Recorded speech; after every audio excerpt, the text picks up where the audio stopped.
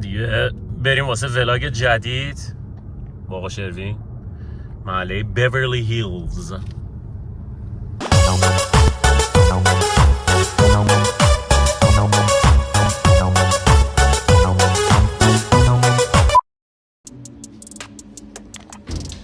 آقا شروین ماشین رو پارک کردی؟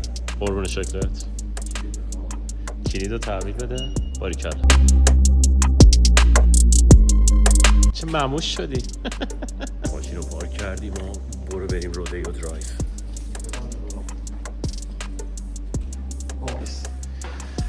بفرمایید. امروز اومدیم رودیو درایو.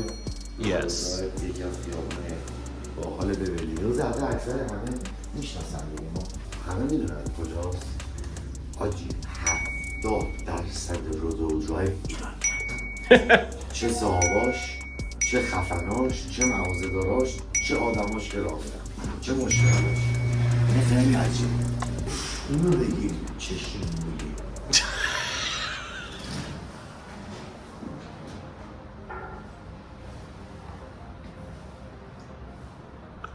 عالی بود.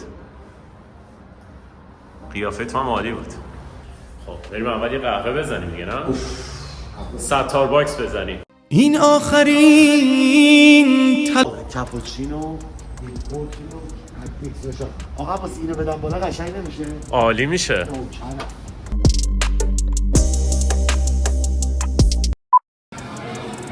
تا حالا استارباکس به این شلوغی من ندیده بودم حاجی. چه صفی هم شد.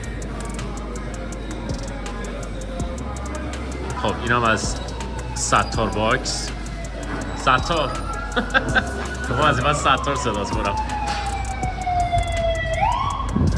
سوغاتی لس آنجلس. از این بر باید بریم و بریم بالا. یا کفشای منم سوژه کردم. کامپلیمنت. چه هوایی شد ولی. چه پیشنهاد خوبی دادی، گفتی بریم بیورلی هیلز. اینجا حال میده. خوش آمد. جای مشتیه. واسه دور و اینا خیلی حال میده. پیاده روی. اینجا یه جوری ته منطقه مسکونی بیورلی هیلزه. سر محله تجاریشه که ما میخوایم بریم الان دمون تابلو. یه بار دیگه بفرمایید قربان. سر چهارراه دست شما در نکنه. خیلی وقت ایران نیست چون سید خندان و ولیعصر هیچ ربطی به هم ندارن. بریم این تابلوها رو ببینیم که خیلی حال میده. همه میان بیورلی هیلز خرید. سیروس خواه ما اومدیم پارک کفتری بشینیم. خیلی عمله بود. خیلی خوب دیگه. ما الان وقتی یارو میاد تو بیورلی میاد پارک میشینه عمل است دیگه.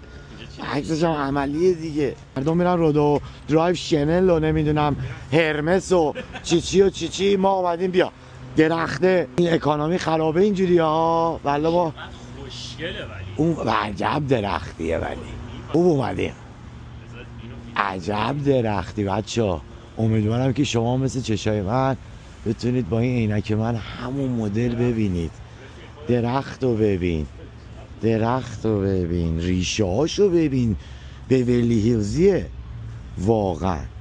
چه ریشه یاد خودم افتادم. چه ریشه. تابلوی بیورلی هیلز اونم دیدیم. حالا بریم خود خیابون رودیو دم امیری و بیژن. آخ با این کفشا بریم تو بیژن.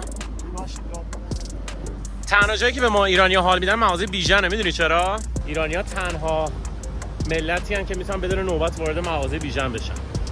بقیه ملیت‌ها باید چیز بکنن. این ور باید بریم آجی. آها از این میخوای بگیری؟ بگیری.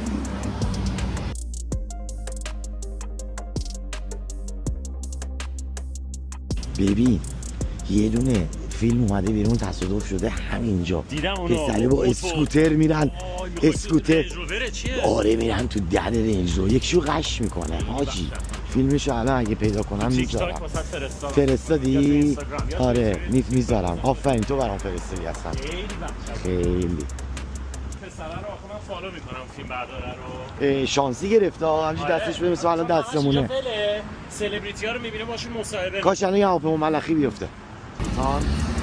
اینم خود رودیو درایو، پاتوق همه سلبریتی ها و منو شیرین. این همون فروشگاه امیری معروف. بریم تو امیری. شروین قیافه گرفت. دیگه تو امیری نری. تو دیگه اصلا لازم نیست مغازش بری، تو خیابون راه میری. به عنوان یک ایرانی باید افتخار بکنی. آها ماشین چیزم پارکه، ماشین بیژن پارکه، بریم از ماشینش بگیریم. بنزین نیست، فراری. آره زهر مار. آخه چه فراری قشنگی داره. اینا خود مغازش. آره پارکینگ خودش ها. ماشینش کو. یه کنار هم ماشین میخوام بگیرم.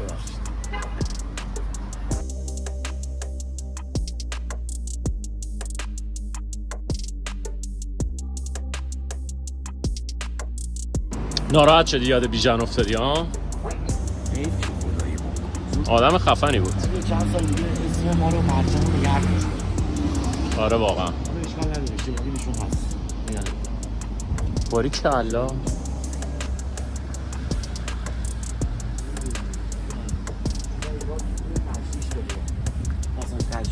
بازار ترجیحش قشنگه. خیلی خنده است. رولز رویس میفرمایند آقا شروین. قشنگه. اما شروین به نظرت این فریم چیه؟ یه رخ مونالیسا بگیر. اوف باریکه. من این کارو بکنم ایربگم میفته بیرون. به چه صدایی باریکالله. کدوم تیشرته؟ بله بفرمایید بله چرا که نه. من فقط با آدمای معروف. منم معروفم. من داداش محمد رضا گلزارم. حالش چطوره؟ خواستی بفرمایید. 50 سالگی دوستمونه. او مای گاد ماشاءالله. شباشو حساب نکنید، روزا فقط خواهش میکنم. بفرمایید. راحت باشین.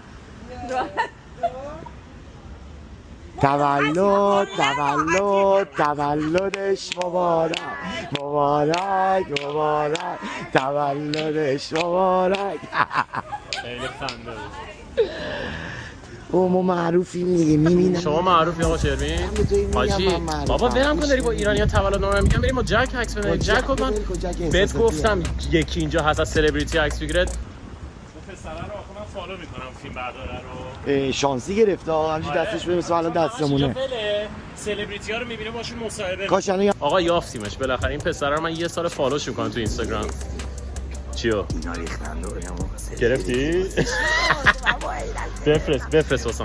اصلا موقعیت سلبریتی بودن فکر کنم دارم یواش درک میکنم. سی اینا الان چجوری رو عینکت قرار بفرستی واسم؟ فهمیدن اینا من فهمیدن من معروفم. دهنت سرویس. بابا ولم کن، میخوام با جک عکس بندازم.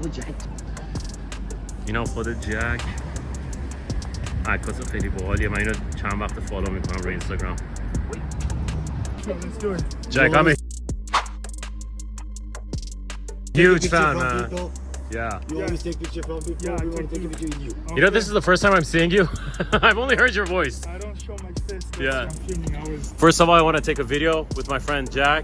I've been sir. following him for a long time, ever since that video with Russell Westbrook. Yes, sir. Ever since then, I've been following you. Yes, And sir. that video you got with the scooter going into the Range Rover, Oh yeah. Oh shit, Jack. that was crazy. Fun. Yeah. It's crazy. How people Crazy. drive like-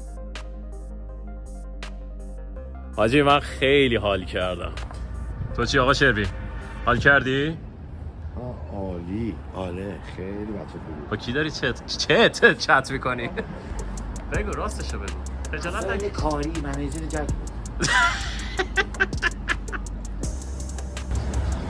و اما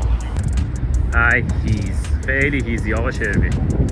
شبلی بود. آره بعد دیدی چه فیلم برداری هم پشتش بود؟ فرودو میرن. چقدر خوشگله ولی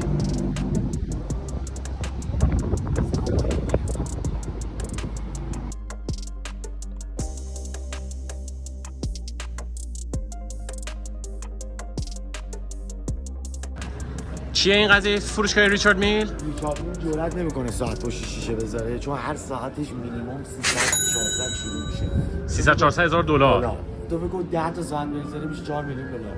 یعنی یه تخته بزنه به شیشه 4 میلیون رفت. از این جلو. آره. دیگه به جاش فرشید یه سلای شیشه گذاشته. شت. کارو در آورده. خب دورمون هم کردیم.